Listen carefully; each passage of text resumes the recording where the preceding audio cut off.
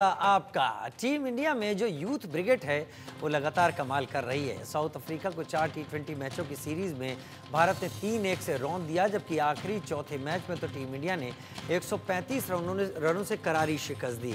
इस मैच में संजू सैमसन और तिलक वर्मा ने नाबाद शतकीय पारी खेली। संजू सैमसन ने 109 रन बनाए तो तिलक वर्मा ने 120 रनों की धमाकेदार पारी खेली। हम टीम इंडिया के यूथ ब्रिगेड पर किए गए सर्वे को दिखाएंगे और खास मेहमानों से चर्चा करेंगे कि ये यूथ ब्रिगेड आखिर कितने कमाल की है। हमारे साथ हमारे खास मेहमान जुड़ेंगे, लेकिन पहला सर्वे कर लेते हैं। किस युवा टी20 खिलाड़ी से आप सबसे ज्यादा प्रभावित हैं? तो तिलक वर्मा की बात कर लेते हैं। किस युवा खिलाड़ी से प्रभावित हैं? तिलक वर्मा का नाम यहाँ पर आ रहा है, देखिए सामने आएगा। जी हाँ, ये सर्वे आया। तिलक वर्मा से आप प्रभावित हैं, यशस्वी जायसवाल से प्रभावित हैं। तो तिलक वर्मा से 33%, यशस्वी से 9%, रिंकू सिंह से 23%, अभिषेक शर्मा 33% और 2% कह नहीं सकते। ये यहाँ पर आंकड़ा निकलकर सामने आ रहा है। एक और सर्वे हम यहाँ पर ले लेते हैं और वो सर्वे यहाँ पर क्या कह रहा है, वो सर्वे भी सुन लीजिए। टेस्ट क्रिकेट में किस युवा खिलाड़ी ने आपको प्रभावित किया है, तो वो भी हम आपके सामने नाम रख लेते हैं। चलिए, टेस्ट क्रिकेट में ध्रुव जुरेल, सरफराज खान, आकाशदीप सिंह या कह नहीं सकते। अब आंकड़े क्या कह रहे हैं जो हमने लोगों से सर्वे किया है, तो आंकड़े कह रहे हैं कि ध्रुव जुरेल 21%, 23% सरफराज, 45% आकाशदीप सिंह और 11% कुछ कहने की स्थिति में नहीं है। दो हमारे साथ खास मेहमान इस वक्त लगातार जुड़ रहे हैं। मनोज जोशी जी स्पोर्ट्स एडिटर के तौर पर और Kulwinder Singh Kang senior content cricket commentator के रूप में। सबसे पहले कुलविंदर सिंह कंग साहब, आपका रुख करते हुए जल्दी ही जुड़ने वाले हैं। पहले मनोज जी मेरे साथ जुड़ रहे हैं। मनोज जी, ये दोनों सर्वे क्या इशारा करते हैं? नई पौध की तैयारी पूरी जबरदस्त तैयारी के साथ हो चुकी है। जी हाँ, बिल्कुल। और दोनों में जो बात रिफ्लेक्ट होती है वो एक ही होती है कि हमारे जो युवा खिलाड़ी हैं, युवा ब्रिगेड हैं, ये आने वाले समय में कमाल का धमाल करने वाले हैं। ऐसा धमाल जो आपने शायद आप भी कहेंगे कि विराट कोहली, रोहित शर्मा टी20 क्रिकेट में कैसा प्रदर्शन कर गए, लेकिन ये तो उनसे भी आगे निकल गए। देखिए, हम तुलना तो नहीं कर रहे हैं, करनी भी नहीं चाहिए, लेकिन ये एक ऐसी रन मशीन है जिन्होंने जिस तरीके से प्रदर्शन किया है, जिस तरह से ताबड़तोड़ अंदाज दिखाया है, जिस तरह से बेखौफ होकर खेले हैं, जिस तरह से लेंथ को बहुत जल्दी पढ़ लेते हैं ये खिलाड़ी, ये अपने आप में काबिल तारीफ है, जिसकी जितनी प्रशंसा की जाए कम है। निरंतरता इनमें बहुत गजब की है। अब देखिए, सर्वे का जो आपका पहला सवाल था उसमें ज़्यादा वोट जो है मैं देख रहा हूँ तिलक वर्मा और अभिषेक शर्मा को मिले हैं। अब तिलक वर्मा एक ऐसे खिलाड़ी, अगर आपने इनको देखा हो, जो दो बैक टू बैक जो इन्होंने सेंचुरी लगाई हैं साउथ अफ्रीका के खिलाफ, घुटना नीचे रखकर, हम तो सोचते थे कि घुटना नीचे रखकर जो है आप स्वीप शॉट खेलते हैं, लेकिन ये तो लॉन्ग ऑन लॉन्ग ऑफ, हर जगह घुटना नीचे रखकर उसकी लंबाई को बहुत जल्दी भांपते हैं और चौके छक्के लगाते हैं। श्रेयस अय्यर को जिस तरह से इन्होंने देखा, जिस तरह से इन्होंने आपने देखा मनीष पांडे को, उसी अंदाज में खेलते हैं। और चलते चलते मैं आपको इसमें अभिषेक शर्मा का नाम और जोड़ दूं कि जिस तरह से इन्होंने हरारे में सेंचुरी बनाई थी केवल 36 गेंदों पर, यहां जो इन्होंने 2 अच्छी शानदार पारियां खेली हैं, उससे अब इन्होंने दिखाया है कि जो पीछे गलतियां हुई हैं उससे वो अब पूरी तरह से संभल चुके हैं। अब ये लंबी पारी खेलना सीख गए हैं। लंबी पारी खेलना सीख गए हैं, ऐसा आप कह रहे हैं। कुलविंदर सिंह कंग भी हमारे साथ इस वक्त जुड़ गए हैं सीनियर क्रिकेट कमेंटेटर के तौर पर। कुलविंदर जी, 2 सवाल हमने अपने दर्शकों से पूछे। एक, टेस्ट क्रिकेट में किससे सबसे ज्यादा उम्मीद है, और दूसरा युवा प्रतिभा को लेकर तिलक वर्मा कैसा खेल रहे हैं, अभिषेक कैसा खेल रहे हैं, आकाशदीप कैसा खेल रहे हैं। दर्शक कहीं बहुत इन खिलाड़ियों में भविष्य की युवा टीम देख रहे हैं। क्या जो दर्शकों का जवाब सामने आ रहा है कि तिलक वर्मा में एक वो बेहतरीन एक खिलाड़ी देख रहे हैं, आकाशदीप में बेहतरीन खिलाड़ी देख रहे हैं, आप भी इसी पर जा रहे हैं, या आपको लग रहा है कि सेकंड इन लाइन तैयार करने की जो कोशिश की जा रही है वो फल दे रही है इस वक्त? देखिए, सबसे बड़ी बात यह है कि भारतीय क्रिकेट टीम की खासियत यह है कि इसकी एक साथ 3 या 4 टीमें बनाई जा सकती हैं और दुनिया की किसी भी क्रिकेट टीम से तीसरी या चौथी टीम भी खेलेगी तो पूरी टक्कर देगी। भारत के पास बेंच स्ट्रेंथ बहुत ज्यादा है। सिलेक्टर के सामने यही प्रॉब्लम आ रही है कि किसको रखा जाए, किसको ना रखा जाए। और दूसरी बात यह है कि ये परिवर्तन का दौर आता है, हर समय आता है। पुराने खिलाड़ी जाते हैं, नए आते हैं, तो नए जिस दबाव के साथ, जिस धड़ल्ले के साथ आए हैं, वो सबसे बड़ी देखने वाली बात है और खुशी की बात है। आप ये देखिए, टी20 में अब रोहित शर्मा नहीं खेल रहे, विराट कोहली नहीं खेल रहे, इसके अलावा जडेजा संन्यास ले चुके हैं, तो रिप्लेसमेंट तो आएगी। जो उम्र दराज खिलाड़ी हैं वो छोड़कर जाएंगे नए खिलाड़ियों के लिए। पहले तो लोग दस्तक देते थे दरवाजे पर, आजकल जितने भी नए खिलाड़ी आ रहे हैं वो दरवाजा तोड़कर अंदर आ रहे हैं, और यहाँ पर दरवाजा तोड़कर अंदर आए हैं। आप तिलक वर्मा को, जैसे कल रात को उन्होंने बल्लेबाजी की, जिस तरीके से उन्होंने, हालांकि स्क्वायर बाउंड्री छोटी थी और हमेशा वो ऑन साइड पे सिक्सर लगाने की कोशिश करते थे, लेकिन जिस तरह से घुटना टेक कर लगा रहे थे, जबरदस्त प्रभाव था। मैं आपके कमेंट पर जरा आपको रोकूंगा, इसलिए नहीं कि मुझे आपका कमेंट अच्छा नहीं लगा, लेकिन मैं मनोज जी को यहाँ पर लाना चाहूंगा। और मनोज जी अक्सर ऐसे जुमलों का इस्तेमाल बेहतरीन तरीके से कर रहे हैं। मनोज जी, आपको कितना मजा आया जब कुलविंदर जी ने कहा कि दरवाजा तोड़ कर आ रहे हैं लोग? मैं तो कहूंगा जी, मुझे तो बहुत मजा आया, क्योंकि इस तरह के जुमले जो हैं हम कमेंट्री के क्षेत्र में अक्सर इस्तेमाल किया करते हैं। मैं तो कहूंगा कि युवा ब्रिगेड की ये रन मशीन है, ऐसी रन मशीन जो एक बार चलती है तो फिर रुकने का नाम नहीं लेती। ऐसा हमने तिलक वर्मा को देखा, संजू सैमसन हालांकि अब इतने युवा नहीं है, वो 3 सेंचुरी लगातार मतलब आप देखिए कि 2 इस सीरीज में और 1 उन्होंने बांग्लादेश के खिलाफ लगाई। बैक टू बैक 2 सेंचुरियां जो है तिलक वर्मा ने बनाई। तो ये इतना ऐसे इनके पास रिफ्लेक्सेस हैं, और जितना अच्छा कदमों का इस्तेमाल करते हैं, जैसा मैंने कहा लेंथ को बहुत अच्छी तरह पढ़ लेते हैं बहुत जल्दी। तो अब आकाशदीप के बारे में अगर आप देखें तो ये बल्लेबाजी नहीं बल्कि गेंदबाजी में भी एक ऐसा युग आ गया है, ऐसा दौर आ गया है कि आप पुराने खिलाड़ियों को, जैसा भी आपने थोड़ी देर पहले कहा, रिप्लेस करने वाली बात। अब अगर हमारे पास मोहम्मद शमी नहीं है तो आप देखिएगा बॉर्डर गावस्कर ट्रॉफी में शमी की भरपाई करते हुए आकाशदीप दिखाई देंगे। नई गेंद के फनकार हैं, जिस तरह से इन्होंने जैक क्राले को आउट किया, जिस तरह से इन्होंने ओली पॉप को आउट किया, जिस तरह से शुरुआती ओवरों में ये विकेट चटकाने की इनमें अद्भुत क्षमता है। मैं तो हैरान हूं कि जब बुमराह नहीं होते तो ये बुमराह की भरपाई करते हैं, जब बुमराह होते हैं तब भी ये नई गेंद से ज्यादा विकेट चटकाते हैं। 5 टेस्ट मैचों में 10 विकेट चटकाना, ये भी अद्भुत कमाल है। तो मैं तो कहूंगा ये मानना पड़ेगा कि युवा ब्रिगेड जो है ये अब किसी की नहीं सुनती। जब ये अपनी रिदम में आ जाए तो फिर इनको रोकना मुश्किल ही नहीं, करीब करीब नामुमकिन हो जाता है। करीब करीब नामुमकिन हो जाता है। अगले सवाल पर मैं आऊं, लेकिन उससे पहले कुलविंदर सिंह कंग जी, आपसे मैं सवाल पूछना चाहूंगा। कोई भी क्रिकेट अगर बेहतरीन प्रतिभा को जन्म देता है तो उसके लिए डोमेस्टिक क्रिकेट जिम्मेदार होता है। आपको लगता है कि रणजी ट्रॉफी, दिलीप ट्रॉफी पहले जो नहीं कर पा रहे थे वो उनकी जगह आईपीएल ने कर दिया, जो ऐसे विस्फोटक खिलाड़ी हमें मिल गए? देखिए, आईपीएल ने तो तकरीबन कितने साल हो गए इसको चलते हुए, 16 साल हो गए, 17 साल आईपीएल ने तो दिए ही दिए हैं। लेकिन सबसे बड़ी बात है टेस्ट मैच खेलना, वहां आपके अंदर एक विकेट के ऊपर टिके रहने की क्षमता आती है। इसके अलावा घरेलू सर्किट में आपको प्रैक्टिस करने का मौका मिले, खेलने का मौका मिले, तो आप अच्छी तरह से परिपक्व होते हैं। और सबसे बड़ी बात यह है कि भारत का घरेलू सर्किट जो है, चाहे वो रणजी ट्रॉफी है, दिलीप ट्रॉफी, ईरानी ट्रॉफी है, मुश्ताक अली ट्रॉफी है, देवधर ट्रॉफी, बहुत बढ़िया से चल रहा है और बहुत प्रतिभाएं वहां से निकल कर आ रही है। लेकिन यह ध्यान रखना होगा कि इन प्रतिभाओं को नर्चर कैसे करना है, इनको संवारना कैसे है। वन मैच वंडर नहीं होने चाहिए। जैसे आपको याद होगा टेस्ट मैच में करुण नायर आए थे, 303 रन बनाए एक टेस्ट मैच में, नॉट आउट रहे, उसके बाद पता नहीं कहां चले गए। तो मैं समझता हूं कि सही वक्त पर इस्तेमाल करना चाहिए। बहुत जल्दी टेस्ट क्रिकेट में या नेशनल टीम में लाए और जल्दी उनको बाहर का रास्ता दिखा दें, ये सही बात नहीं है। अब ये देखिए कि रिफ्लेक्शन की बात करते हैं, रोहित शर्मा, विराट कोहली, ये खिलाड़ी बहुत अनुभवी हैं, लेकिन न्यूजीलैंड के सामने थोड़ा सा रिफ्लेक्शन उनके स्लो दिखे।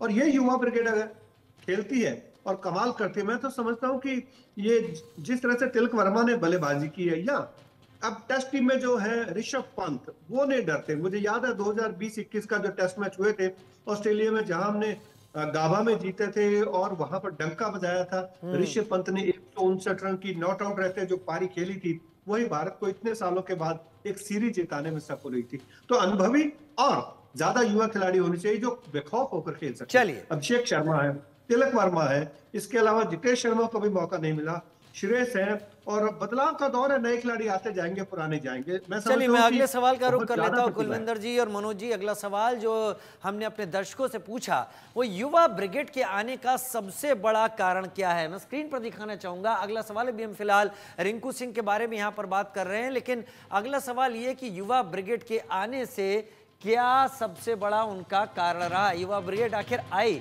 जिसका सबसे बड़ा कारण क्या है। अब लोगों से हमने क्या पूछा तो घरेलू क्रिकेट है, जैसा बात हम कर रहे थे, काबिल कोच हैं, सिलेक्शन कमेटी के ज्यादा मौके देना है, या कुछ कह नहीं सकते। लोगों ने जवाब क्या दिया वो आप यहाँ देख लेते हैं। करीब 35% लोग कह रहे हैं घरेलू क्रिकेट जिम्मेदार है, 17% काबिल कोच, 44% सिलेक्शन कमेटी का ज्यादा मौके देना और 4% कह नहीं सकते। मनोज जी, मैं इसी सवाल पर आपका रिएक्शन ले लेना चाहता हूं। क्या सिलेक्शन कमेटी अब काफी ज्यादा एक्सपेरिमेंट करने लगी है, जिससे युवा जो हैं वो सामने आ रहे हैं? क्या ये सच है?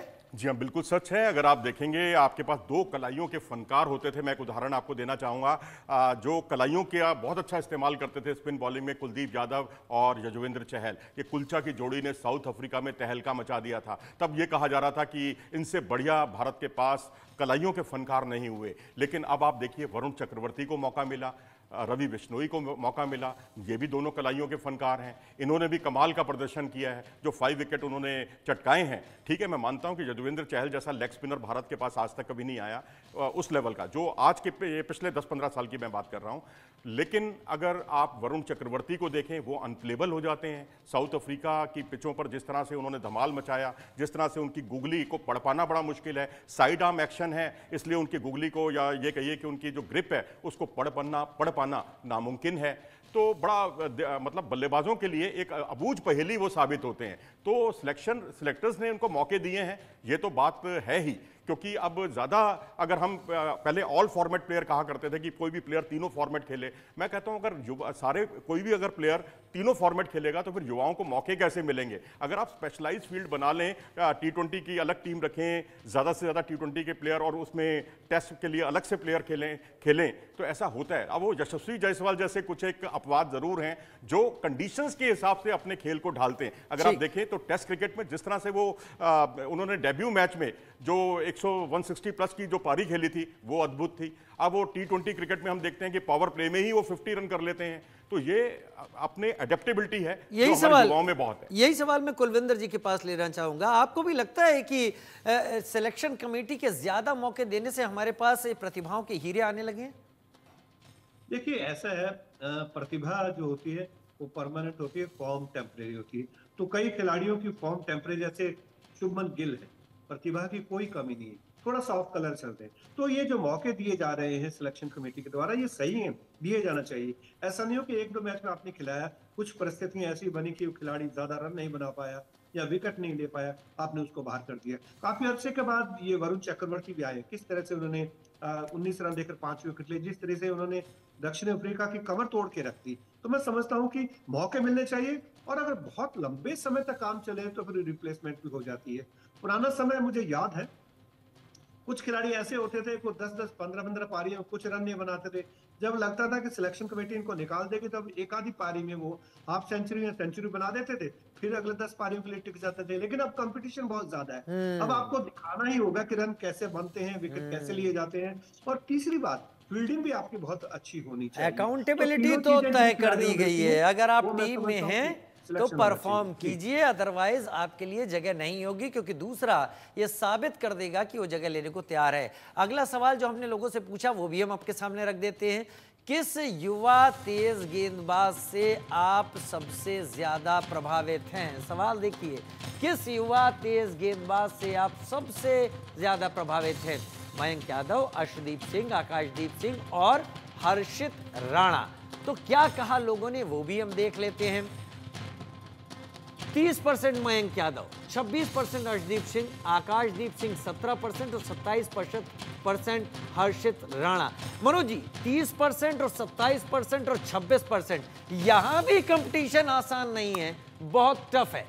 यहाँ बहुत करीबी मामला है, और मयंक यादव की रफ्तार से जो है भारतीय जो खेमा है या भारतीय जनमानस जो है वो बहुत ज़्यादा प्रभावित है। लेकिन फिटनेस भी उतनी ही ज़रूरी है। अगर आप फिटनेस नहीं बरकरार रखेंगे तो LSG उनका उतना फ़ायदा नहीं उठा पाई जितना कि उठाती। क्योंकि हर्षित राणा को देखें, अगर आप 20 लाख रुपए में, महज 20 लाख रुपए में टीम में थे, लेकिन वो काम कर गए जो 20 करोड़ के 2 खिलाड़ी भी नहीं कर पाए। 20 करोड़ प्लस के 2 खिलाड़ी, मिचेल स्टार्क, ठीक है, आखिरी कुछ मैचों में उन्होंने कमाल का प्रदर्शन किया, लेकिन ओवरऑल अगर आप IPL को देखेंगे, IPL 2024 को, तो ना पैट कमिंस वो काम कर पाए, ना वो मिचेल स्टार्क कर पाए, और वो काम हर्षित राणा ने बखूबी कर दिया, जो गेंद को पटकते हैं वो जिस तरीके से। और इसमें आकाशदीप जो, क्योंकि टेस्ट क्रिकेट खेलते हैं, और टेस्ट क्रिकेट में मुझे लगता है कि आम पब्लिक का, जनमानस का रुझान थोड़ा सा वनडे व्हाइट बॉल क्रिकेट की तुलना में कम है, तो शायद आकाशदीप को इग्नोर किया गया। लेकिन मैं समझता हूं आकाशदीप कतई कम नहीं है। मैं यहां जनता के जो सर्वे की जो रिपोर्ट है उसमें थोड़ा सा मैं संशोधन अपनी तरफ से ये करना चाहूंगा कि आकाशदीप रेड बॉल के फनकार हैं और शुरुआती ओवरों के फनकार हैं। जो काम बुमराह करते हैं वही काम वो भी करते हैं। चलिए कुलविंदर जी से पूछ लेते हैं। कुलविंदर जी, मनोज जी तो आकाशदीप के लिए थोड़ा सा पजल्ड लग रहा है, उनको लग रहा है कि नहीं ये कहीं ज्यादा बेहतर उम्मीद करता था, और मुझे भी लगता है आकाश में जलने वाले दीप की तरह है आकाशदीप। आपका क्या कहना है? देखिए, ऐसा है, मैं कुछ अलग इस पे नजरिया रखूंगा। आपने गति की बात कही, आपने मयंक यादव की बात करी, उमरान मलिक भी आए थे। अगर आप ज्यादा स्पीड के ऊपर ध्यान देंगे, एक्यूरेसी नहीं होगी, तो आप जल्दी इंजर्ड भी हो जाएंगे। अब ये मयंक यादव के साथ हो रहा है, तो आपकी गेंदों में एक्यूरेसी भी होनी चाहिए। अब अर्शदीप को पता नहीं मुझे क्यों कम नंबर मिले, आकाशदीप बिल्कुल सही चल रहे हैं। अर्शदीप जिस तरह से यॉर्कर गेंदे डालती हैं, आपने देखा होगा लास्ट ओवर में किस तरह से उन्होंने भारत को जितवाया था। तो मैं समझता हूँ कि एक्यूरेसी होनी चाहिए। जब जरूरत पड़े आप बुमराह की तरह आप यॉर्कर लेंथ की गेंदें भी डाल सकें, आप अवे भी खिला सकें, आप विकेट ले सकें। उसके लिए आपको हिम्मत चाहिए। आप रन पड़ने से डरे नहीं, आप रन खर्च करें और विकेट को आप जरूर खरीदें।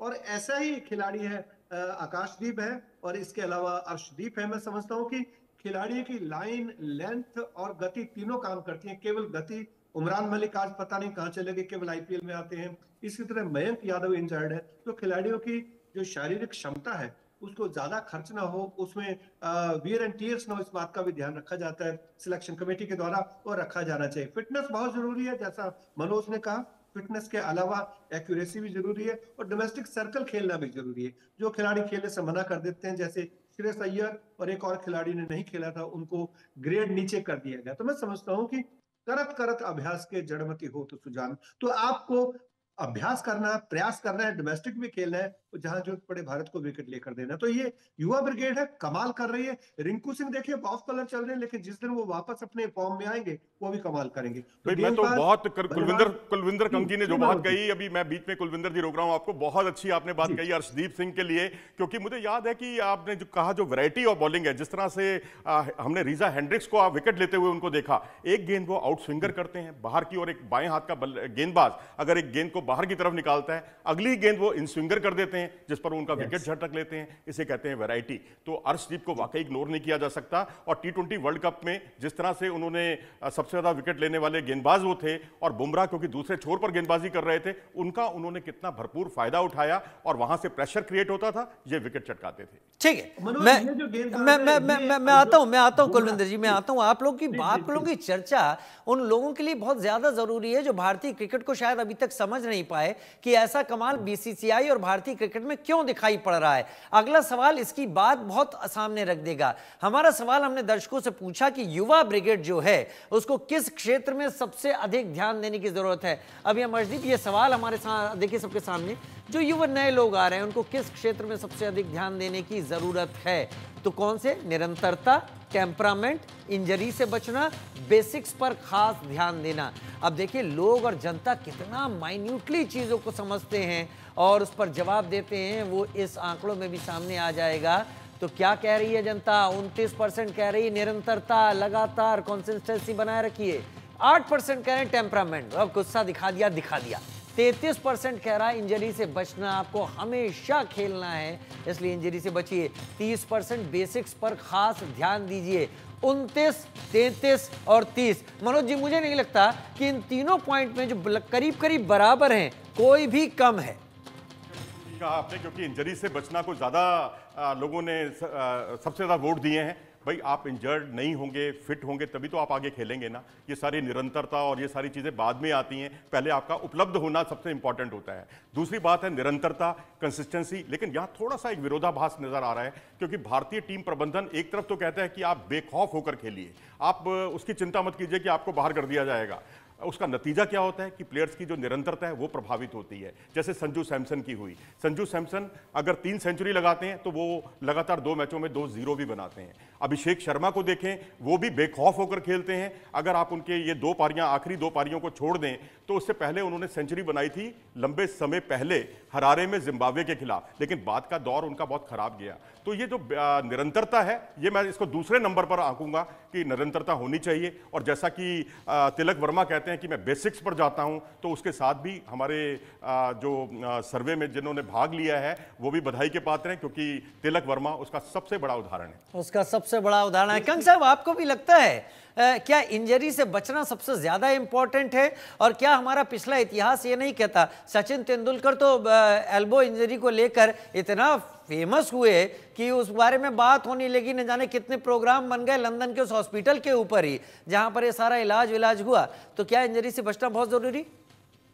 देखिए, ये तो बिल्कुल बेसिक चीज है। सबसे बड़ी बात है, चाहे सचिन तेंदुलकर हो, विराट कोहली हो, रोहित शर्मा हो, जसप्रीत बुमराह हो, इंजरी से आपको बचना ही बचना है। दूसरी बात, बेसिक पर ध्यान दे रहे हैं। तीसरी जो बात हम कह रहे हैं कि बेखौफ होकर खेलना, एक उदाहरण देना चाहूंगा। सन 1996 का ओडीआई विश्व कप श्रीलंका ने जीता था। अर्जुन रणतुंगा टीम के कप्तान थे। राइट। जब शुरू होना वर्ल्ड कप शुरू, छोटी सी बात है, वर्ल्ड कप शुरू होना था तो रणतुंगा ने स्पिनर जयसूर्या और विकेट कीपर रमेश कालूपुत्रना को अपने पास बुलाया। उन्होंने कहा आप दोनों ओपनिंग करेंगे। उन्होंने कहा सर, हमने कभी 8वें 9वें नंबर पर बैटिंग की ओपनिंग कैसे कर सकते हैं? और दूसरी बात, आप हर गेंद को मारने का प्रयास करेंगे। उन्होंने कहा सर, हम तो जल्दी आउट हो जाएंगे, हमें टीम से बाहर निकाल देंगे। उसने कहा मैं गारंटी देता हूं, इस वर्ल्ड कप में और आगे की सीरीज में आप बाहर नहीं होंगे। सिर्फ आपने एक ही काम करना है, बेखौफ होकर खेलना है, जाइए मारिए। और उसके बाद ये इतिहास बन गया। मुझे याद है 2 अक्टूबर सन 1996 नई दिल्ली का जो फिरोज शाह कोटला मैदान था, वहां पर मनोज प्रभाकर का कैरियर बर्बाद करके रख दिया था सनत जयसूर्या ने। इतना उन्होंने पिटाई लगाई थी। तो बेखौफ का भी जरूरी है, फिटनेस भी बहुत जरूरी है। और कोच इसलिए होता है जो आपको समझाता है, बेसिक्स पे आप ध्यान दीजिए, आप स्टार बनकर उभरते हैं। जैसे तिलक वर्मा निकले हैं, अभिषेक शर्मा निकले हैं, रिंकू सिंह निकले, और बहुत से खिलाड़ी ऐसे हैं जो यहाँ पर प्रतिभा संपन्न खिलाड़ी बनकर आगे आए हैं और कई साल तक भारत के लिए खेलेंगे। मनोज जी, अगर इस तरीके से प्रतिभाएं एक बंच में सामने आने लगी तो क्या लोगों के ऊपर एक मानसिक दबाव नहीं पड़ेगा कि एक भी मैच खराब गया तो हम बाहर?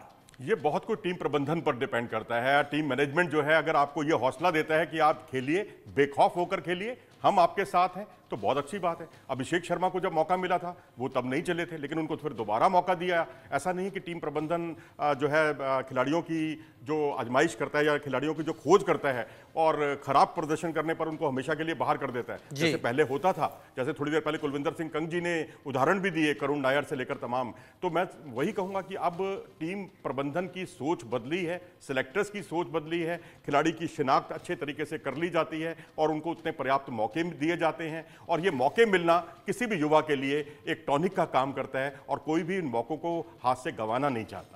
मुझे याद पड़ता है जब भारत ने शुरुआती अपने वनडे मैच खेले थे, तो अगर मैं गलत नहीं हूं, आप दोनों क्रिकेट के जानकार एक्सपर्ट हैं, सुनील गावस्कर ने उस 60 ओवर के वनडे मैच में इतने रन बनाए थे जो आज T20 के पहले कुछ ओवरों में भी अगर नहीं कोई बना पाता तो उसको कहा जाता है कि कुछ भी नहीं कर पा रहा। और सुनील गावस्कर का वो स्कोर बड़ा माना जा रहा था। आज तबाही है एक ही T20 में। 174 गेंदें खेली जी, 36 रन बनाए, नॉट आउट जी रहे। जी। आज एक T20 में 2 सेंचुरी मार दी गई है, 2 सेंचुरी। और ये बदलते भारत का और बदलते भारत के एक तैयारी का पैमाना है। बहुत शुक्रिया कुलविंदर जी आपका, मनोज जोशी जी आपका जुड़ने के लिए क्रिकेट पर इस चर्चा, इस जानकारी के साथ। एक छोटे से ब्रेक के लिए रुक रहे हैं, जल्द हाजिर होते हैं।